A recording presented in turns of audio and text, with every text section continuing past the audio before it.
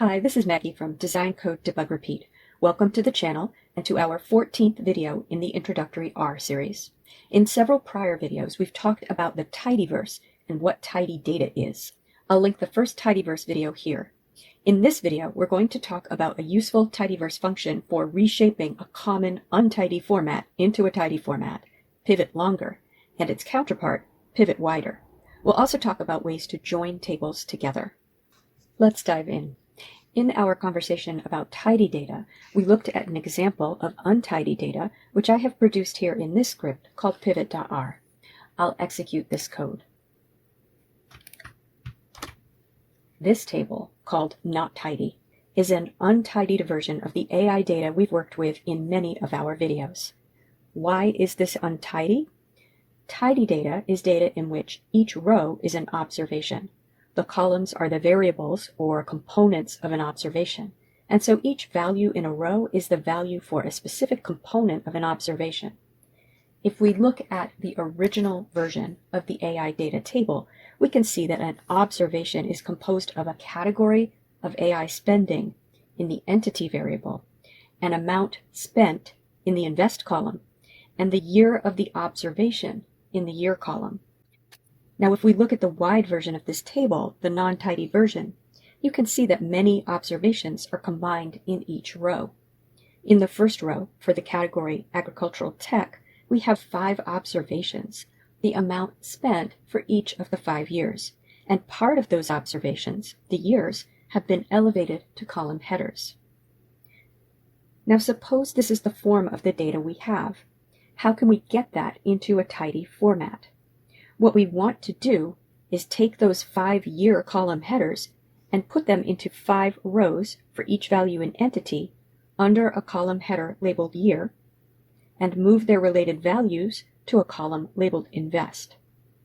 You can call it whatever makes sense, of course, but I'm using the names that I used in the original table. Let's use pivot longer to put this table into tidy format. Let's look at the help for pivot longer. As with most tidyverse functions, the data is the first argument. So we can pipe not tidy to pivot longer, and that will put it in as the first argument, or we could just put it in the parentheses as the first argument. I'll type retidied is assigned the value of not tidy piped to pivot longer, open paren. And then if we look at the help, the second argument is calls. And if we look at the description, that's the columns to pivot into the longer format. So there are different ways we could specify the columns. I'll create a vector of the column names with C. So C, and then 2017 through 2021. And remember that column names are character data or strings or text, so I'll enclose them in quotes.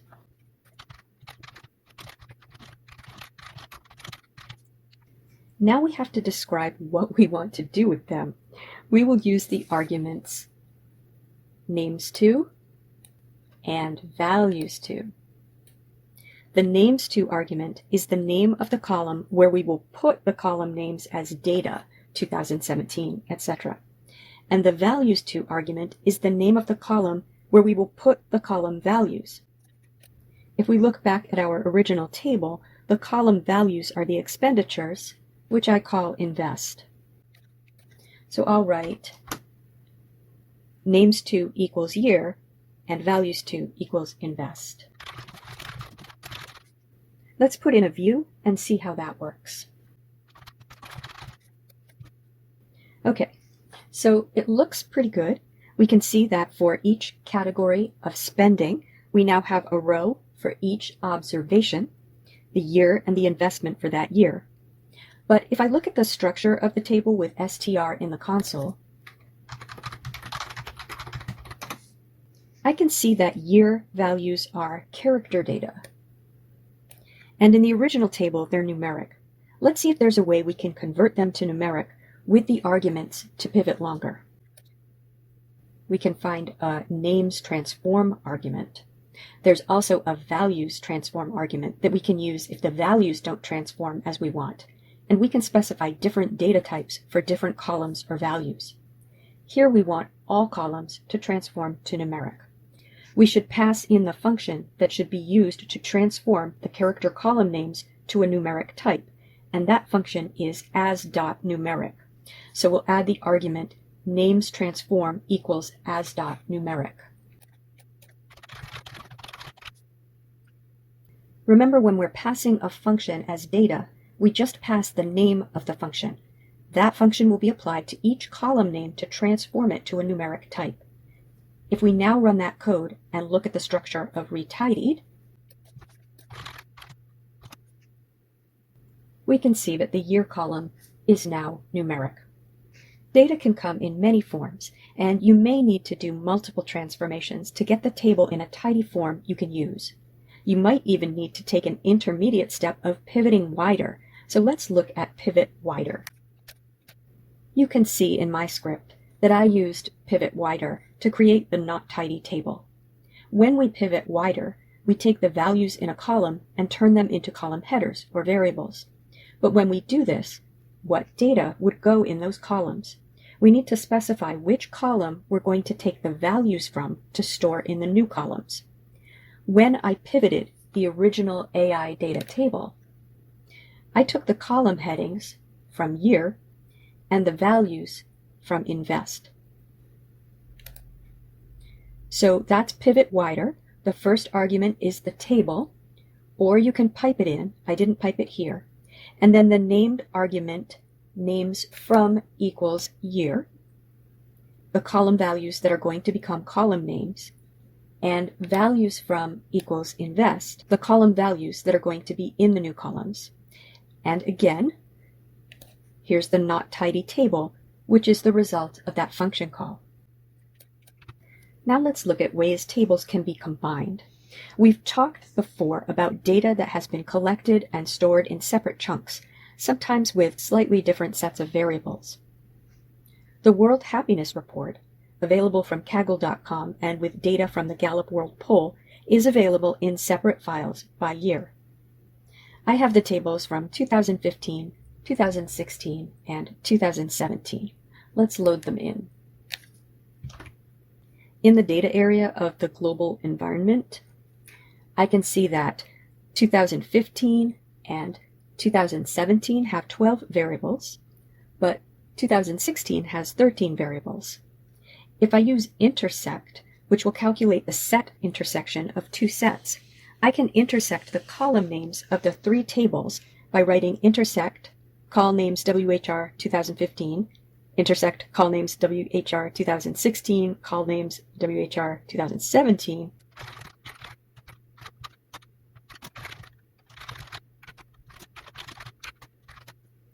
and they have only 4 column names in common. That doesn't seem right. If we look at our tables more closely, we can see that they weren't named in a very uniform way. WHR 2017 has a column called happiness.rank with the H and the R capitalized, and the other two tables have columns called happiness rank without the dot. Let's try using a package called janitor. I have some code at the top of the script to install and load the package. The janitor package has a function called clean names. Let's see what happens if we pass each table to clean names. We'll store the results in WHR 2015 clean, WHR 2016 clean, and WHR 2017 clean.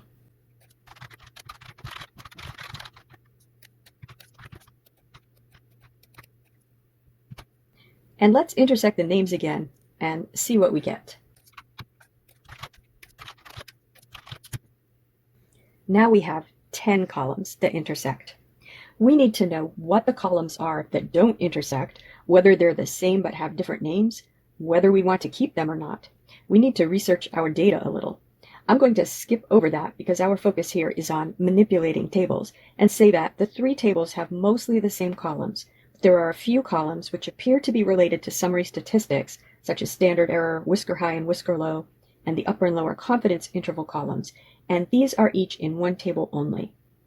I'd like to combine our tables into one large table with all the same columns, and either remove the columns that are in one table only, or include them, but with NA values for the rows from the other tables. We will need a new year column to hold the year of the observations. So I'm going to first combine our operations a little bit here. I'm going to pipe the read XLSX operation for each table to clean names, and then I'm going to pipe that to mutate and add a year column with the correct value for each table.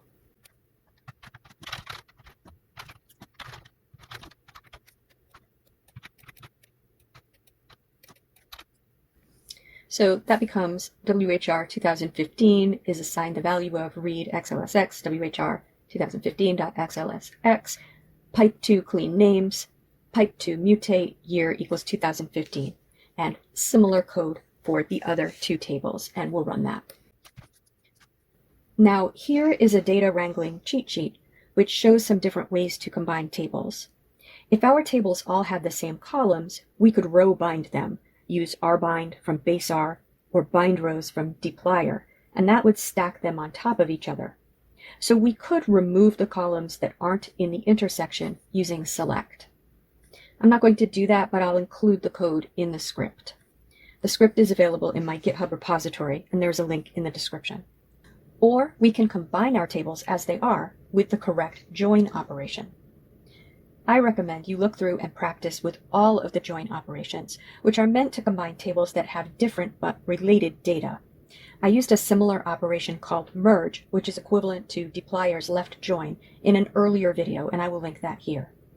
For our situation, we need to use the full join operation, which will retain all of the values, rows, and columns, substituting NA in observations where there's a column from one table that isn't in the original table for the observation. All right, WHR all is assigned the value of full join, WHR 2015, WHR 2016, and then I'll pipe that result to a full join with WHR 2017, and then we'll view WHR all, and we'll run that. Let's check the structure. 470 rows by 17 columns. That's the 158 observations from WHR 2015, the 157 from the 2016 table, and the 155 from 2017. And for columns, that's the 10 columns the tables had in common, plus the 5 unique columns, standard error, the 2 confidence interval columns, the 2 whisker columns, the region column, which was only in 2 tables, plus the new year column. Okay, so those are some interesting ways you can manipulate tables to get them into tidy format, to give them column names that are easier to work with programmatically, to see what columns tables have in common, and to combine tables with different columns. I've included an auto-graded exercise that you can download from my GitHub repository along with all of the code from this video.